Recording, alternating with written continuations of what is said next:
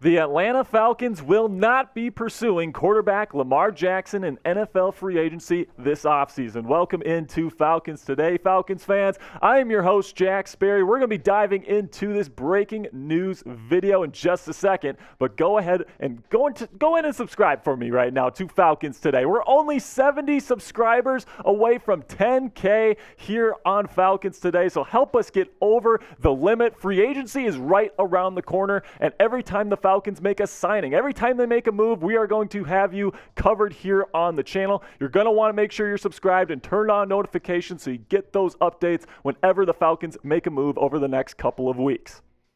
All right, so now let's start with the Ravens deciding to use the non-exclusive franchise tag on quarterback Lamar Jackson, which means that a team can swoop in now and take him, and if he agrees to that contract, that team would then send 2 first-round picks to the Baltimore Ravens. This is big news, and Diana Russini later said about the Falcons in particular that the Falcons are not going to be pursuing Lamar Jackson in NFL free agency in 2023. And then Peter Schrager also added on, saying that the Falcons were never really even considering it. It's been a rumor on Falcons Twitter and Falcons media for a while now, ever since the offseason kind of kicked off. But apparently, according to Peter Schrager, the Falcons just weren't even considering this from the start. Now let's take a look at Lamar Jackson, one of the best quarterbacks in the National Football League, in my opinion. You take a look at his career record. This guy just wins football games, 45-16, only one playoff win. He's had some struggles in the postseason, but there's no doubt about it. This guy is a dynamic talent, and if the Falcons brought him in, he would arguably be the best quarterback in the NFC from the minute he signed. He was the 2019 NFL MVP at just 23 years old, a 2-time Pro Bowler, and the Ravens placed the non-exclusive franchise tag, like I said, for 2023. Now, with a guy like Jackson, you could definitely see why some Falcons pundits and some Falcons fans wanted to bring in a guy like Lamar Jackson. You're in a division in the NFC South that doesn't have a whole lot of great quarterback talent. The Saints just added Derek Carr. The Panthers don't know what they're doing right now. The Bucs claim that they're going with Kyle Trask, but I don't really believe that. You bring in a guy like Lamar Jackson, even though the Falcons have some holes on their roster, you could argue that bringing in a guy like Lamar Jackson, an MVP caliber quarterback, could really do wonders and put the Falcons back in playoff and Super Bowl contention. So let me know in the comment section right now, are the Atlanta Falcons making a mistake not pursuing Lamar Jackson this offseason? Type hell yes or hell no for me in the comment section. This is the pinned comment on today's show, so whenever you get an ad break here on the show, go ahead, go into the comment section, find that pinned comment. It'll be right there at the top, and answer today's question.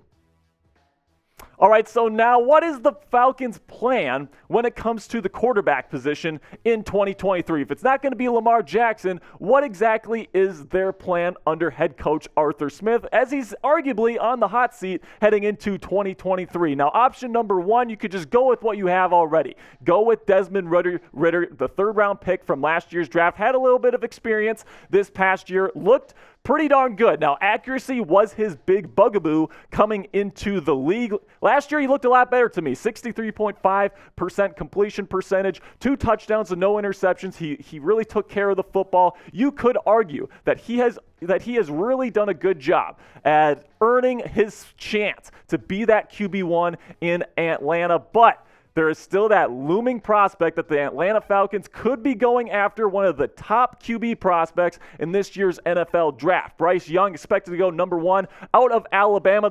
It's going to be a hefty price for the Falcons to move up from 8 to number 1, but that's definitely a possibility. CJ Stroud, somebody that really showed out in Georgia and against Georgia in the college football playoffs. Will Levis from Kentucky and Anthony Richardson. So now let's dive into each of these guys a little bit more. Their strengths, their weaknesses. Okay, I know we've talked about this on the channel before, but I want to give you my take on these guys. Bryce Young, somebody that you look at what he weighed in at, right? 204 pounds at the combine. I think his playing weight's going to be more 195 pounds, somewhere around that range. 5'10", all right? So that's around Kyler Murray height, but he's got fantastic playmaking instincts. He plays with great footwork and accuracy. The downfield accuracy can be a bit inconsistent at times, but I really do like the feel that this kid plays the game with. it's going to take a lot for the Falcons to move up to take this guy, but the Falcons think that this guy is the dude. Then you got to make the move, all right? Whatever it costs. 3 first-rounders, 2 first-rounders. If you think this guy could be the savior of your franchise, you got to make the move. But if you don't think there's that much of a difference between him and C.J. Stroud, then maybe you wait a couple picks, see how far C.J.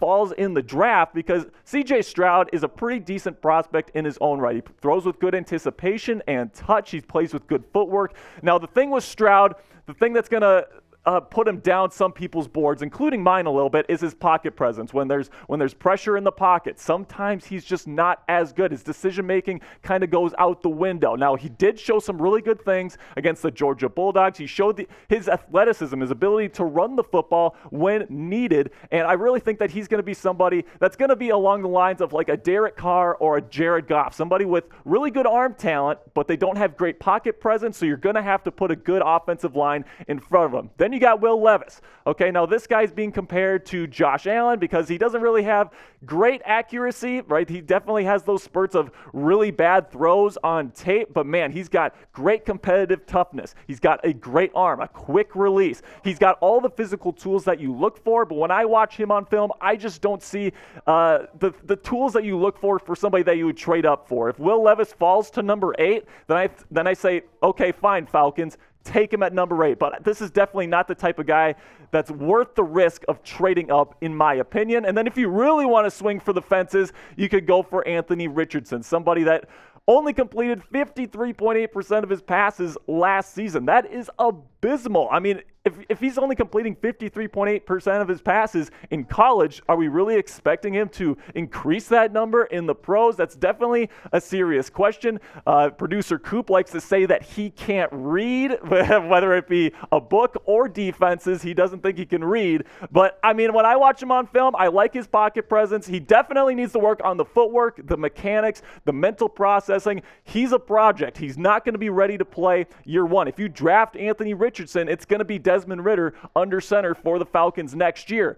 But I mean, the upside of this guy, if you want to talk about Lamar Jackson being a great superstar level talent, this guy could be the superstar level talent. This guy could be the best quarterback in the National Football League if he hits. The only question is he going to hit? So pick one for me right now in the comment section. Would you rather go with Desmond Ridder as the starting quarterback, or would you rather draft a QB in the first round of the NFL draft? Type R in the comment section if you want Desmond Ridder, or type D if you want them to draft one of those top 4 quarterbacks in this year's NFL draft.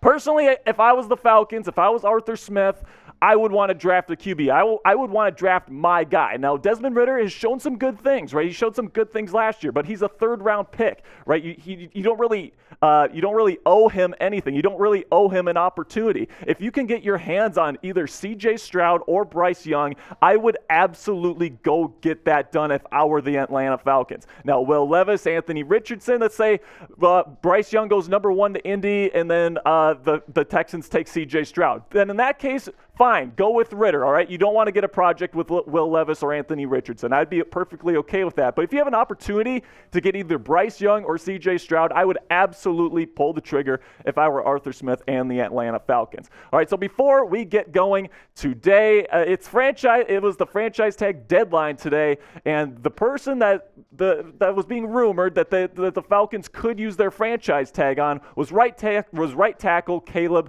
McGary. They declined to use that franchise tag on McGary today, so now the Falcons are looking for a new right tackle. Now, Kaleb McGary, somebody that's an elite run blocker, arguably the best run-blocking right tackle in the National Football League, but he did have some holes in pass protection this past year, and given that the franchise tag was going to cost the Falcons a ton of money, over $18 million to franchise tag McGary, the Falcons decided to let him hit free agency and see where he ends up. Now, there are some options here, both in free agency and in the draft, to address this new need for the Atlanta Falcons. So the top right tackle prospects in free agency, Mike McGlinchey from the 49ers, one of the best tackles, let alone right tackles in the National Football League. He's going to he's going to be a huge price tag. Jawan Taylor, another solid option. You could bring Kaleb McGary back on kind of a more team-friendly deal if McGary was willing to do that. And, of course, Isaiah Wynn.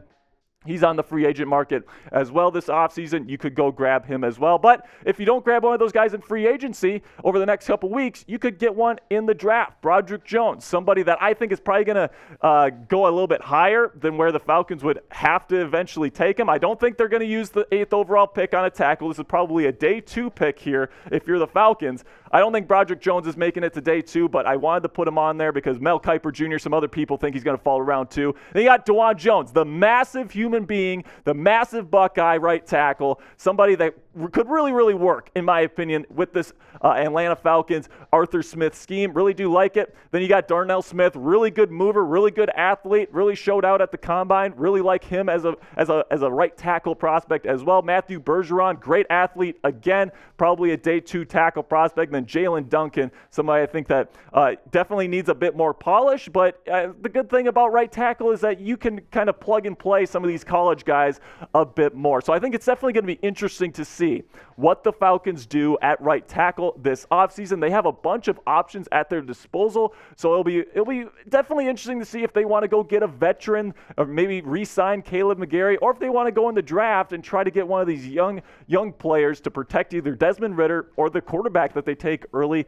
in this year's draft. So let me know in the comments section right now, where should the Atlanta Falcons address the right tackle position this offseason? Type F if you think NFL free agency, or type D if you think the NFL draft.